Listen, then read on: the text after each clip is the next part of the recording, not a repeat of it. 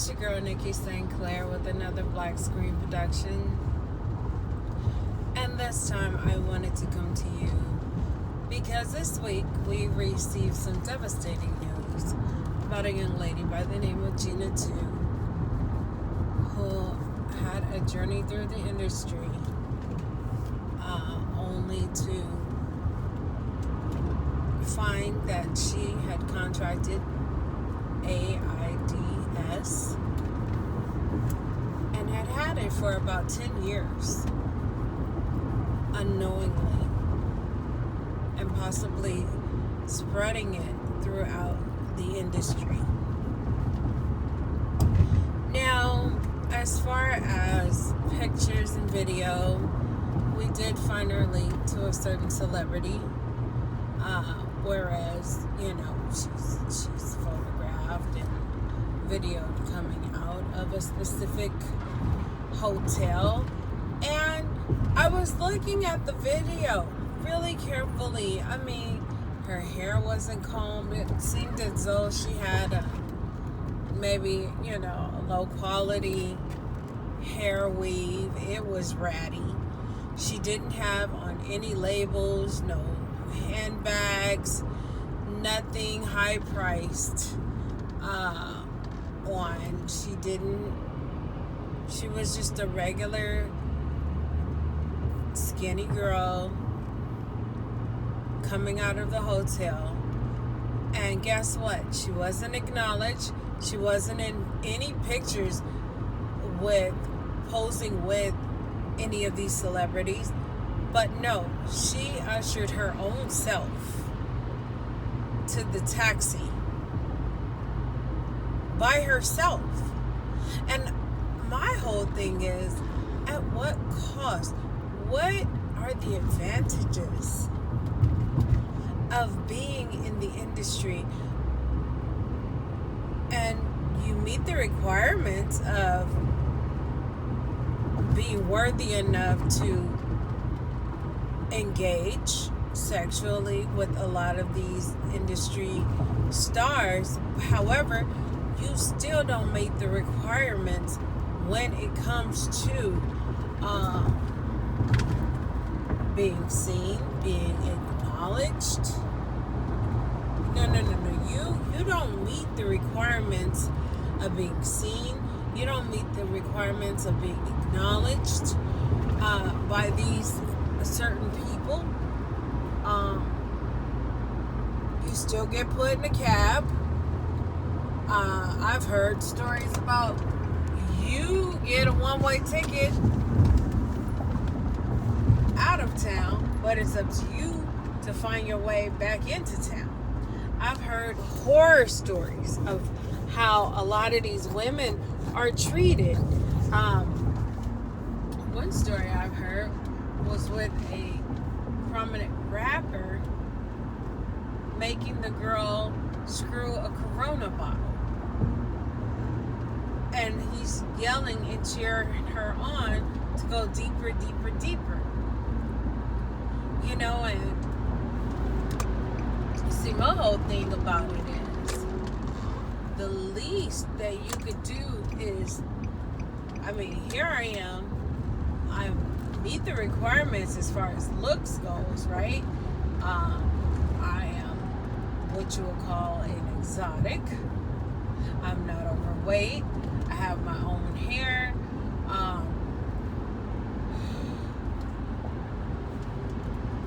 I'm very submissive to whatever you want.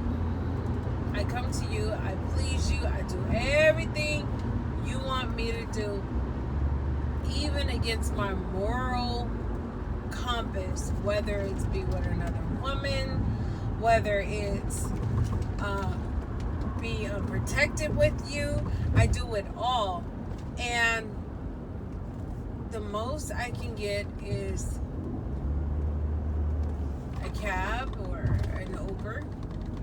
You don't even walk me, you don't hug me, you don't kiss me, you don't do anything to me, huh? And the young lady that I'm speaking on, the most that the only reason why we were able to track these connections was because of the fact that she tweeted confidential information. I'm pretty sure if it were up to the celebrity, she wouldn't have tweeted anything, because let's just face it, she was no Mariah Carey. She wasn't even a little Kim, However, she still walked out by herself after getting possibly slutted out in the hotel room. She was still alone. She had just herself, hair all over her head, walking along to a taxi. Not even a limo, not even a town car to take her to where she needed to go or take her back to her home. And my whole thing is, you guys have to find value in yourself. Okay? You have to find value in yourself, because I don't care. Back in the day, oh my God, it used to happen to me all the time. I could be in a line somewhere. One time I was just at the fish market in line, and a man pulls out a wad of cash because he knows I'm behind him, and turns it all around and puts it back in his pocket. And it's just like, okay, but how much of that can I get? And then I'll never forget, you guys, I had a dental bill that was crazy, and I had to pay a portion of it, and I was talking to a celebrity, and then so the celebrity is like, yeah, you need this, and you need somebody that's gonna pay your bills, and I will fly you out to Vegas right now, and I just want to do this to you. You need this done to you every day. And he was talking that hot-ish. So when I pulled his card and said, hey, you know what, can I get help on this dental bill? Oh, he was offended. He didn't want to talk to me no more. He tried to make me feel bad for even asking. And my whole thing is, baby, if you're going to floss, like you really got it like that, and it's nothing but, you know what I'm saying, a flea to a G. If I ask you, it shouldn't be a problem, right? Because you're talking real hot-ish. Like, it's nothing. And I pulled his card. And I'm saying all of that to say, yeah, they may have the money, but they might not feel that you're worthy.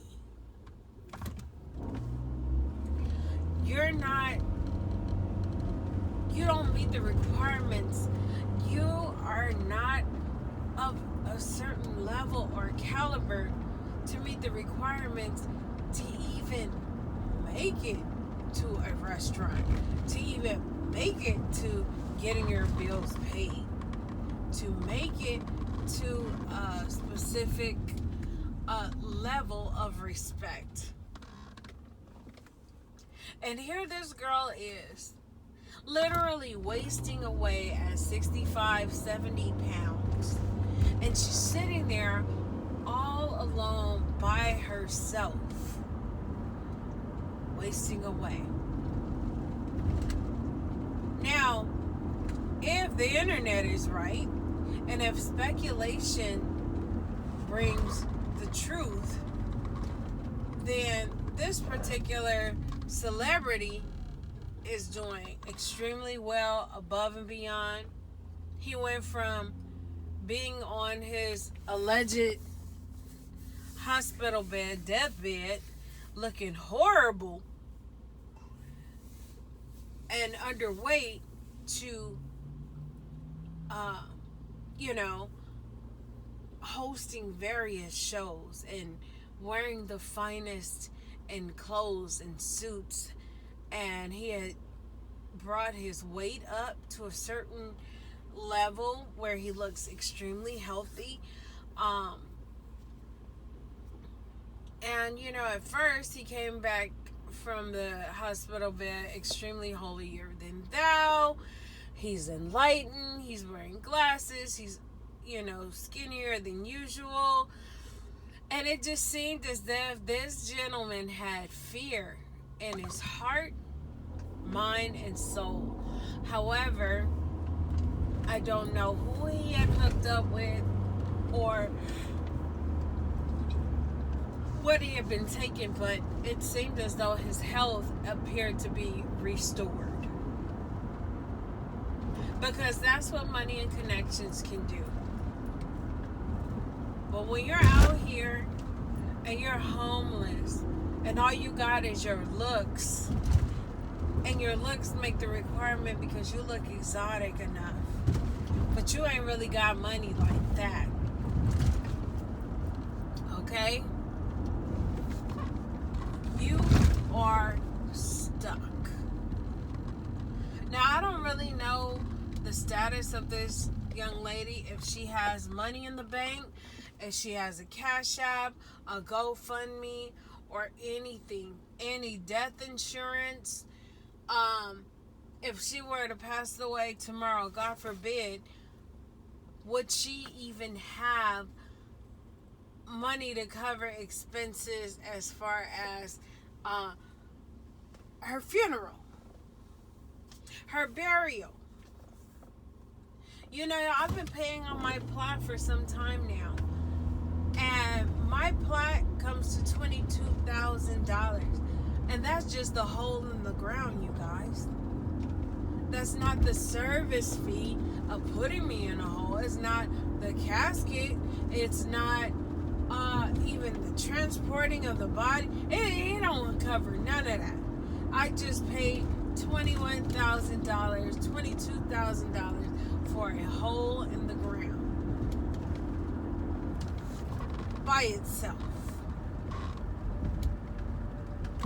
And I'm saying all of that to say, I don't care. Everybody is like, oh, I don't want no dirty dirt rock. I don't want no dirt bag. I don't want no low budget. I'm used to dealing with dudes that have this and live here and do this. And I remember B. Simone said, I don't want no regular man that work a 9-to-5 job because I have things that I need to do. They're not good enough for me. And all of the above. And there's also speculation that she had been dealing with the celebrity that was linked to Gena Tew. But I'm saying all of that to say, you guys need to know your worth. It's okay to want more and want to deal with a person on the upper echelon. It's okay to desire those things. But you need to know when you're in it to win it. I was telling my mom the other day, I said, I remembering certain people's birthdays at my job and acknowledging their birthday and buying them a gift and just trying to be memorable and loving.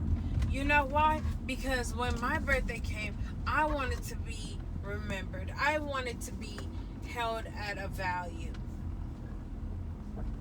I wanted to have gifts and them come together in my mind. I would wanted them to come together and get me a card or get me a little cake or whatever the case may be. I went through all of that, and at the end of the day, that didn't give me shit. And the older employee looked at me and smiled and elbowed me and said, happy birthday. And I knew exactly what that meant. I did all of that ass kissing, hoping to be in the game and to be valued and to be loved. And it got me nothing. And I'm saying all of that to say a lot of these women are doing whatever they need to do, however they need to do, while in the company of these so-called men of power or industry people of power, only to play themselves, only to have nothing to show for things except for a memory or a tweet.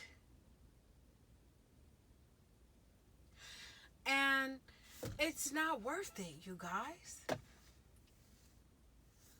It's not worth your health. It's not worth your life. It's not worth your self-esteem.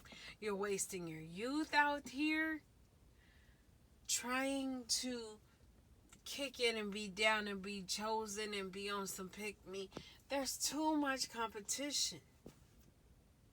It's just way too much competition. And when you are chosen, you'll know that you're chosen. I was dating a guy. I thought that he and I were in love. I thought that, because I know I would have did anything for him. Here I am, busting it wide open in every hole. I'm cooking, I'm cleaning, I'm making sure my face is made up. I'm doing all of the above. And he mentions he's been to this restaurant, he's done this, he's used to this level of living. He's done places, he's been places. So I'm thinking, wow, he could really, he likes me as much as I like him, possibly love me as much as I love him. So surely he is going to take me to some of these places that he's been exposed to. He's definitely not going to allow me to lack anything. And I felt like if I cook for him, if I do everything exactly the way he wants me to do it, then I am investing. But a lot of times there's no ROI, return on investments. There is no ROI, you guys. You bamboozle yourself. And you end up being ignored. You end up being talked to any kind of way. I heard of a basketball player getting a young lady pregnant, and he offered her a huge amount of money to get an abortion. And guess what? She said, well, I'm going to play the long game. I'm pregnant. I got you. So what ended up happening is she carried, but not to term. And she ended up losing the child. And ended up with nothing but sorrow and grief.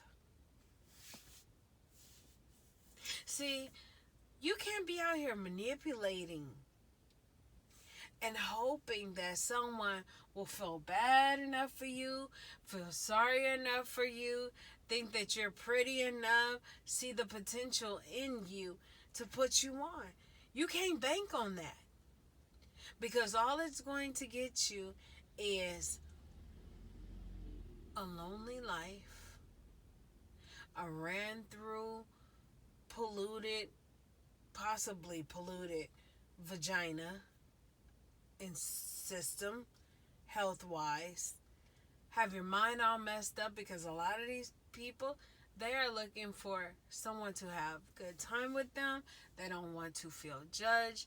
They want you to do whatever they do, whether it's ecstasy, cocaine, pills, whatever, drinking. It doesn't matter. They're looking for someone to be free and be a good time girl and have a really good night And they'll say, oh, yeah, you was cool. And they'll go on their way. They're on to the next city and on to the next soul. And now your soul and your name and your health is sullied. And you have nothing to show for it.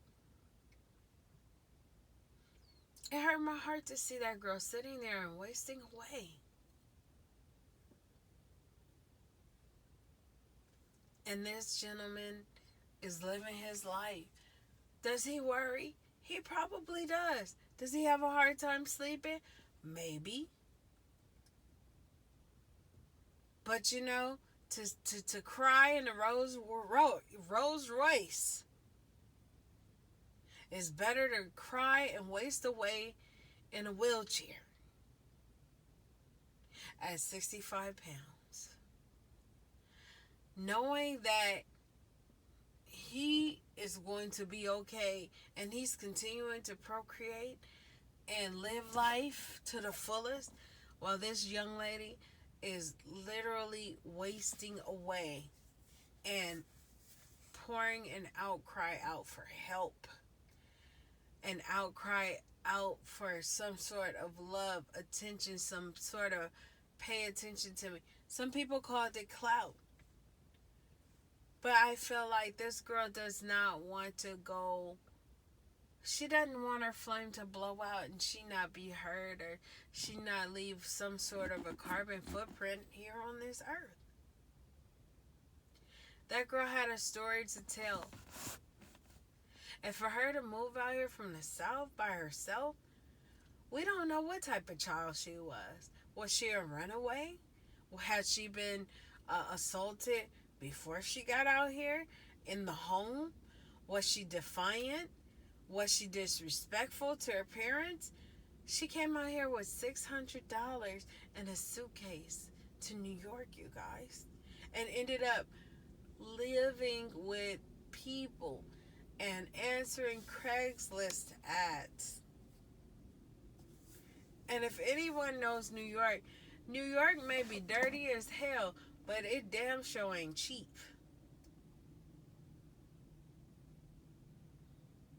And to do all of that only to find that she had been sick, and I mean full blown sick. Now I've heard other bloggers say, well, you mean to tell me you're full blown and you haven't even experienced no type of symptoms? You didn't even acknowledge any type of other symptoms? Well, here, who are we to say yes or no? But at the end of the day, there's a possibility that this girl had been around so much that she was afraid to go get tested. Afraid to know her results, because her results could be her demise. And her biggest fear may have come true, you guys. I remember for a long time I did not want to get tested. I was scared. I would go to the doctor if I had an infection or a bacterial infection or some type of something like a yeast infection, any type of discharge or anything going on with me. I would go get checked up and they would treat the symptoms. However, they would always ask, see, do you want an HIV test? And you could always refuse, because at the time I didn't want to know. Not to say I was out here buck wild, but I knew that there had been some slip ups. There had been some encounters that I wanted to forget about.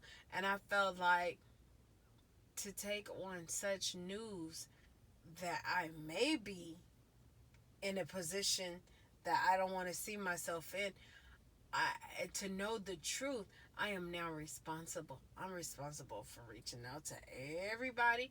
I'm responsible for exposing myself. I'm responsible for living a certain lifestyle, getting prescriptions that I never thought I would have to take. And just a whole new lifestyle that I just was not ready to live.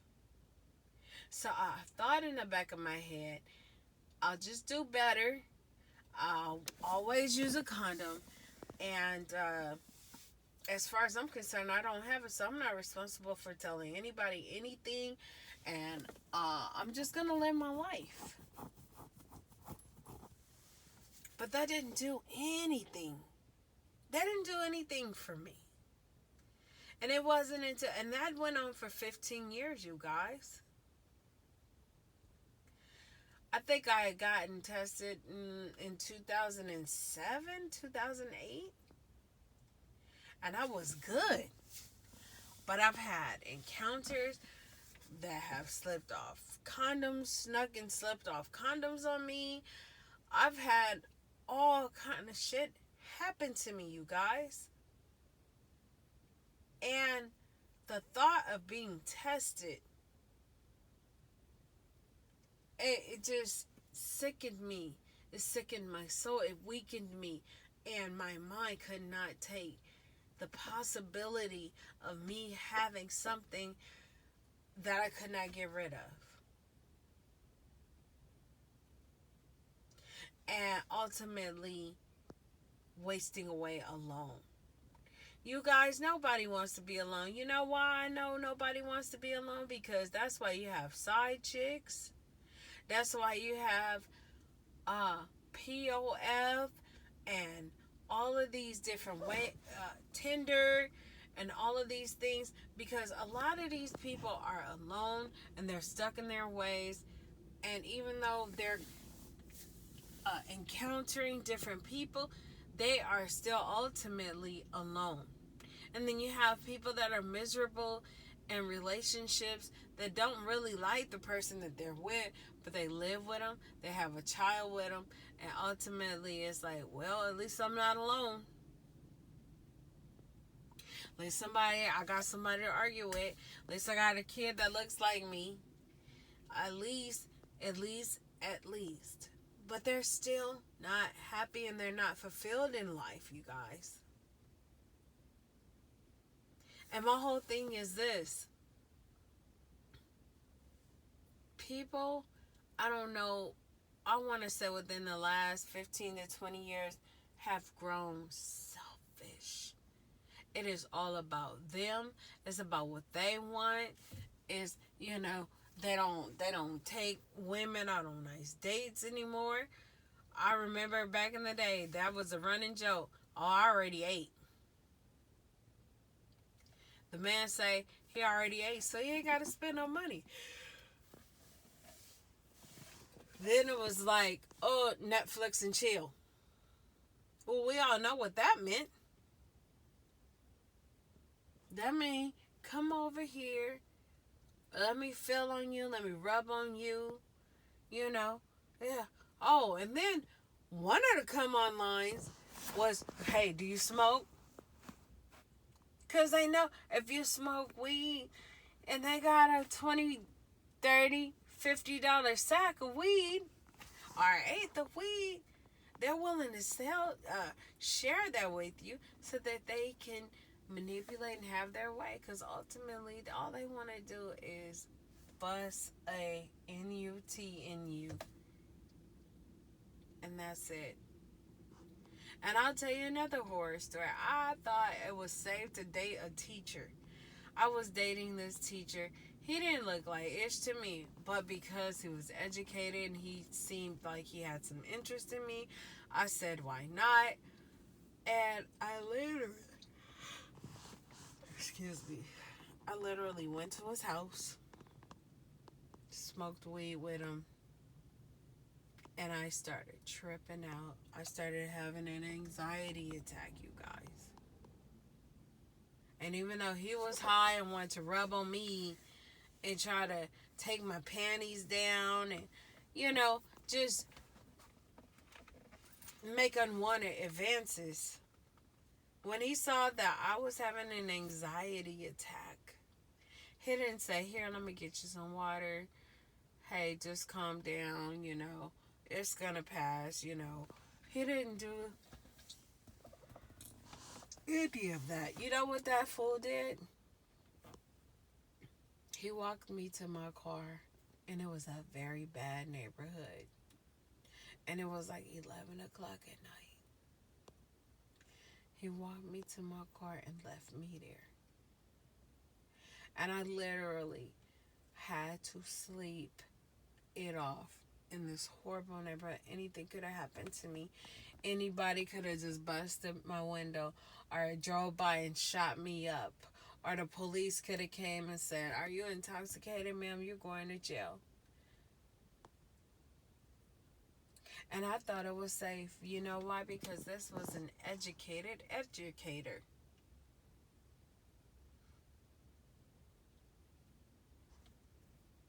That had did me like that. And my feelings were hurt. Because I had invited him to my birthday parties. And we talked on the phone. And I thought we were cool. But you never know your place with a person until something happens and you really need them. And at that time, I really needed him. You know what he said? He said, "Shit, I gotta go to work in the morning. You're blowing my high." And bottom line is, I wasn't giving him no goods. I wasn't giving him no sexual relief of what he wanted. So he was done with me. And he kindly walked me didn't call me, didn't say, "Hey, did you make it home?" Nothing. And if I'm just saying, and I'm sharing this to say, if a man on the lower level could do you like that, imagine someone who has money, who has access to a certain lifestyle. And even if they don't have the money, but the industry has the money, they can easily call their manager and have things and strings pulled so that the person that they're concerned about can get home safely. I'll give you another example. Here it is, Justin Bieber. He just wanted a nice dinner with a few girls. He wasn't asking for anything. And his manager put out an ad and had the women call and answer the ad. And they came in dressed up and they sat down with him and they had dinner. When you have that type of power, people make things happen for you. And my whole thing is, this girl couldn't get nothing but a cab. I've even heard of Superhead. As super duper as she gives and does what she does, she said that she lived in a Nissan Sentra with her baby. And because she was so hurt, could it be possible that she wrote a book exposing the industry and how disingenuous these men are when it comes to helping her out? And or when it came to helping her out or giving her money or helping her lifestyle, they had nothing for her but a hard penis running around hotel rooms, and all she could do is be cute and bring her talent to the table, and it got her nothing. Because if it brought her the lifestyle that she needed to live, she'd have enough to keep herself quiet. They would have enough. All of those men that she mentioned in that book combined, if they all gave her a significant amount of money, Confessions of a Video Vixen 1 and 2 would have never existed. But she gave a heads up to a lot of these young females. But everybody says, "Well, it ain't me. That was her story. It's going to be different with me." And it winds up being the same soup, just reheated. And in this case, it was even worse for this young lady. So I'm saying all of that to say, you guys, know your worth, know who you are, and know that people are just people. No matter what they do, how much they make, they're human beings.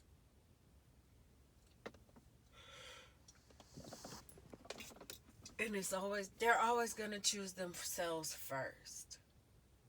They're going to choose themselves. They're going to choose their kids. They're going to choose their family. And if you're lucky, they're going to choose you.